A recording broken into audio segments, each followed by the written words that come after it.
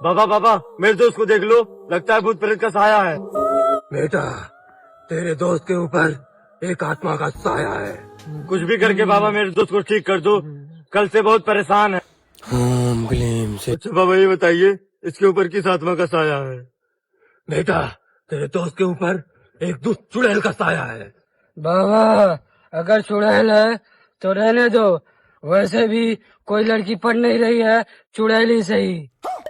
कौन है ये लोग? कहाँ से आते हैं?